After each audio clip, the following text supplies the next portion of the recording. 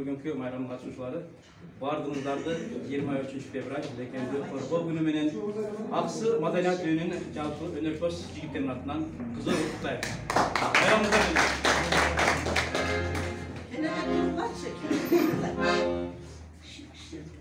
Сиздерге жигиттердин аталардын ырдаган ырларынан бири эскертип коелу.